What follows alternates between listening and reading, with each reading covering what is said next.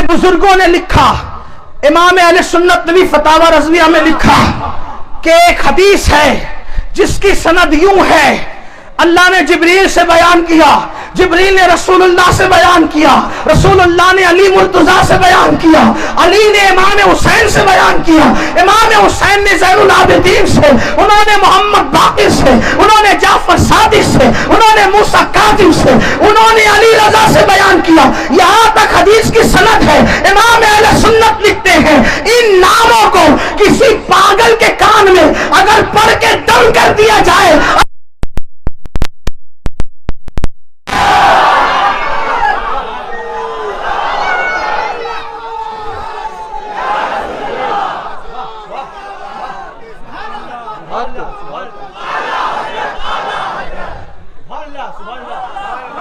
जिनके नाम पढ़ने से पागलपन दूर हो जाए, ये नबी के बेटे हैं।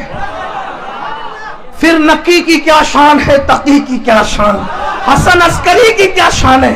क्योंकि मेरे पास तो एक ही घंटा कुल है जिसमें शायद 15-20 मिनट गुजर गए। बहरहाल वे हुजूर के बेटे लोग हैं। अब हुजूर फरमाते हैं, हुसैन और सिबतुम मिनल अस्बात, हुसैन मेरे बेटों में एक बेटा है। मतलब क्या? अब ध्यान दें आप, अब असल गुफ्तगू यहां आ रही है। हुसैन मेरे बेटों में एक बेटा है।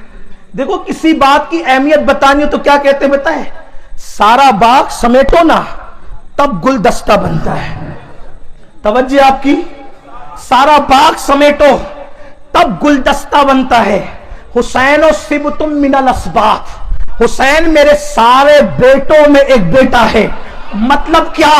ज़ैनुल आबिदीन की इबादतें, बाकिर का इल्म, सादिक की सदाकत, अली रज़ा का हुस्न, कासिम का सब्र, तकी नकी हसन अस्करी की खूबियां, अब्दुल कादिर जिलानी की करामतें, अब्दुल कादिर जिलानी की गौसियत कुबरा, मोइनुद्दीन की तबलीग, मखदूम अशरफ की तबलीग, बादशाह को ठुकरा देना, वारिस पाक की वरासत, शाह बरकतुल्लाह का इश्क, हजरत शेख रफाई की करामतें, गोया के कयामत तक यूं समझ ले, ज़ैनुल आबिदीन और हसन मुसन्ना से लेके कयामत तक के सारे सैयदों की खूबियों को अगर समेट लिया जाए तो सारी खूबियां जिस जात में सिमट कर एक कोने के अंदर जमा होती है, हुसैन कहते हैं। हुसैन जात का नहीं, तहरीक का नाम। हुसैन, हुसैन बुनियाद ला इलाहा इल्लल्लाह का नाम। हुसैन नातिके कुरान के बेटे का नाम। हुसैन मरजल बहरैन के नतीजे का नाम। हुसैन लूलू का नाम। हुसैन कीमती मोती का नाम। हुसैन गोया के कुरान की बाज आयतों की तफसीर का नाम। हुसैन मुस्तफा जाने रहमत की अल्लाह शबी का नाम। इसलिए कि हुसैन कौन? नबी नूर, हुसैन परतवे नूर, नबी ईमान की जान, हुसैन उनकी पहचान। अल्लाह अकबर, नबी दीन लाने वाले, हुसैन दीन बचाने वाले, नबी कलमा पढ़ाने वाले, हुसैन कलमे की आबरू बचाने वाले, नबी कुरान लाने वाले, हुसैन करबला में उसकी तफसीर करने वाले। किसी मुफक्किर ने कहा था, मूसा दीन लाए बदल गया, ईसा दीन लाए बदल गया, नूह दीन लाए बदल गया। इसी तरीके से अंबिया दीन लाए बदल गया, लेकिन नबी का दीन क्यों नहीं बदला? तो वक्त का मुफक्किर कहता है, मूसा की औलाद में कोई हुसैन पैदा नहीं हुआ था, इसीलिए दीन इसलिए दीन क़यामत तक महफूज होगा। क़यामत तक कोई दीन का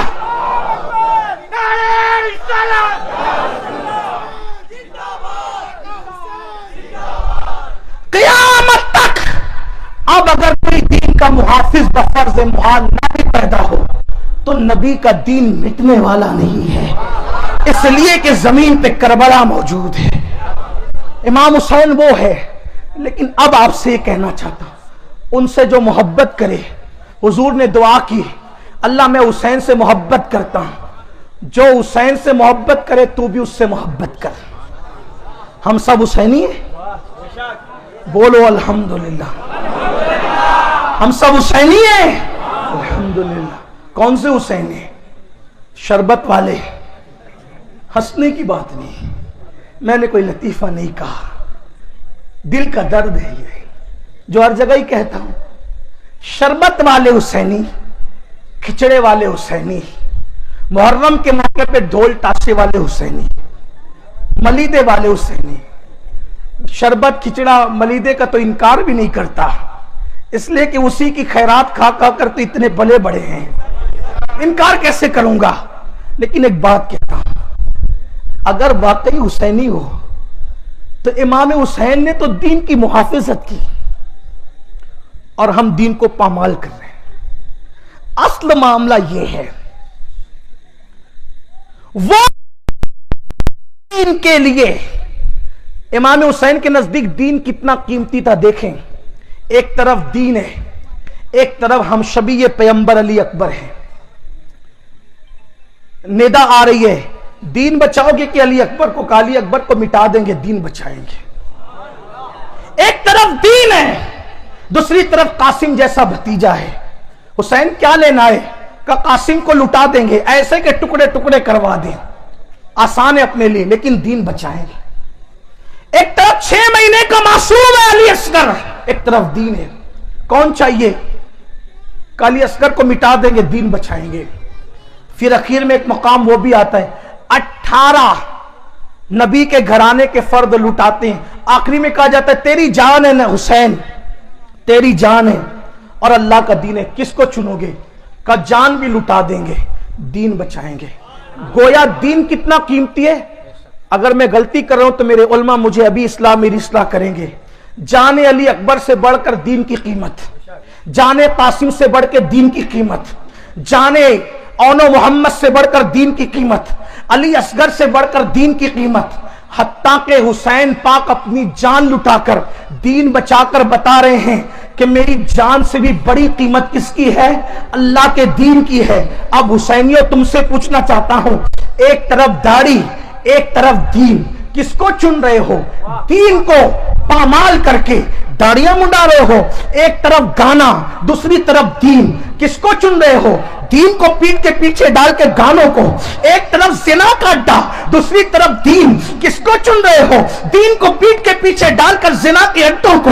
एक तरफ गेम है जो यहूदियों ने बनाया, ईसाइयों ने बनाया, मजूसियों ने बनाया, इस्लाम दुश्मन ताकतों ने बनाया। अल्लाह अकबर। एक तरफ वो गंदे गेम्स है, दूसरी तरफ अल्लाह का दीन है। तुम किसको चुन रहे हो? दीन को या गेम को? अपने ईमान वाले दिलों पे हाथ रख करके देखना। रात की तारीकी में इंटरनेट का जंगल है जिसमें जिना के मनाजिर है, जिसमें सीरियल है, जिसमें गंदगी है, जिसमें बलाएं हैं, और दूसरी तरफ अल्लाह का दीन है। किसको चुन रहे हो? सुन्नी और ईमान वाले फिटिंग से मौलवियों को डरा सकते हो, लेकिन कयामत में तुम्हारी फिटिंग नहीं चलेगी। कयामत में ठुकरा दिए जाओगे, कयामत में झुटला दिए जाओगे, कयामत में धुत्ता।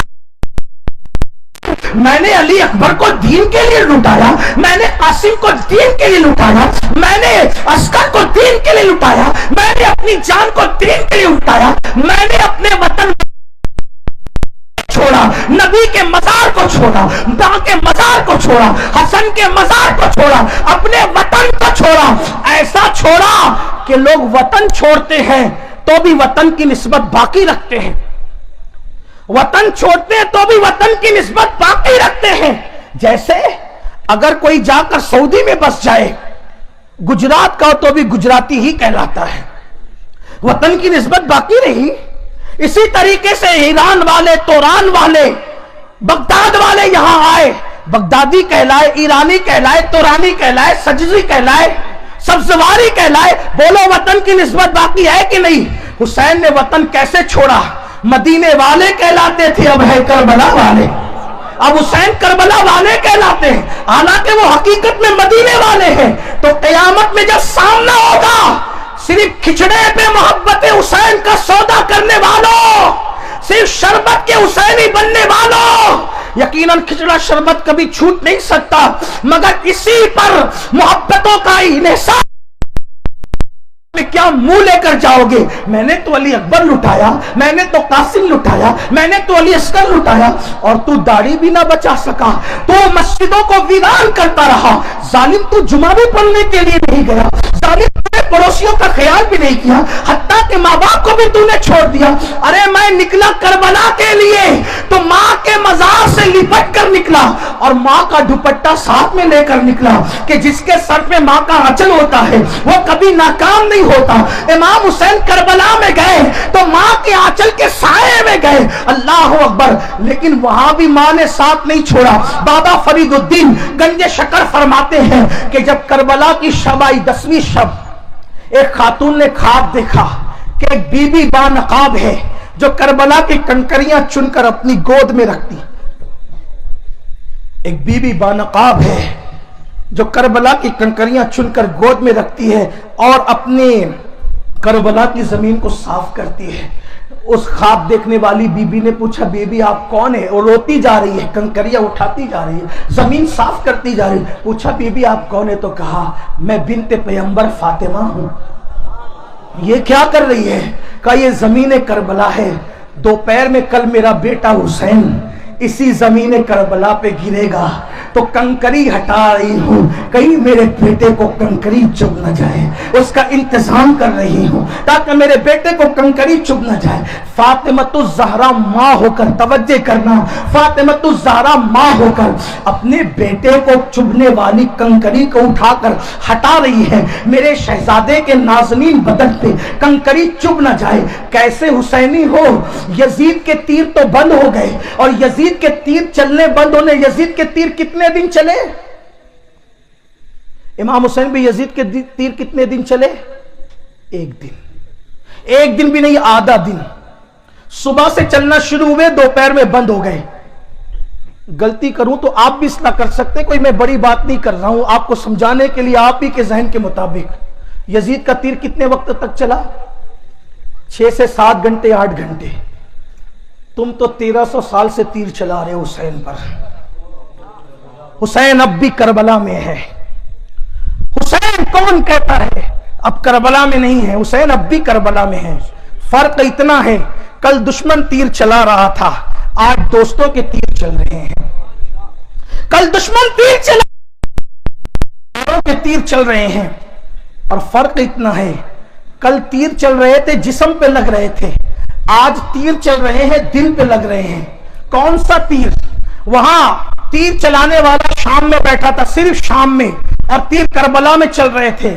یہاں تو تیر چلانے والے گجرات میں بھی ہے، تیر چلانے والے مہاراشٹر میں بھی ہے، تیر چلانے والے یو پی میں بھی ہے، تیر چلانے والے ہند میں بھی ہے، تیر چلانے والے پاکستان میں بھی ہے، تیر چلانے والے شام میں بھی ہے، تیر چلانے والے عراق میں بھی ہے۔ ساری دنیا میں تیر چلانے والے، اور تیر کا نشانہ کہاں؟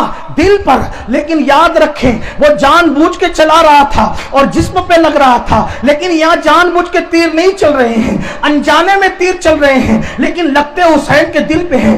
آپ نے کہا کون ہے تیر چلانے والا؟ ہاں وہی ہے تیر چلانے والا جو داڑھی منڈاتا ہے وستورے سے، تو وہ تیر جو چلتا ہے وہ حسین پاک کے دل پہ لگتا ہے، کیونکہ حسین نے داڑھی بچانے کے لیے کربلا میں سب کچھ لٹایا تھا۔ سوچو مولا حسین کے دل پہ کیا گزرتی ہوگی جب کوئی نماز کے وقت میں موبائل پہ گیم کھیلتا ہوگا۔ یہ ایسا تیر ہے کہ حسین پاک کے دل کو چھلنی کرتا ہوگا۔ ہائے ہائے اللہ اکبر، جب کوئی کسی عورت کو پاک کی نظر سے دیکھتا ہوگا، یہ ایسا تیر ہے جو مولا حسین کو قبر انور میں کتنا ان کے دل پہ لگ کے بے چین کرتا ہوگا۔ نہ میں کوئی کہانی کہہ رہا ہوں، نہ کوئی لطیفہ کہہ رہا ہوں، نہ کوئی قصہ کہہ رہا ہوں، نہ میں کوئی خطابت کر رہا ہوں، نہ میں کوئی فلسفہ بیان کر رہا ہوں۔ سوچو حسینیوں، کتنے تیر چلاؤ گے؟ اور اگر تیر چلا کر حسین پہ کوئی جنت میں جا سکتا ہے تو پھر یزید کا کیا قصور ہے؟ یزید کیوں لانتی ہے؟ یزید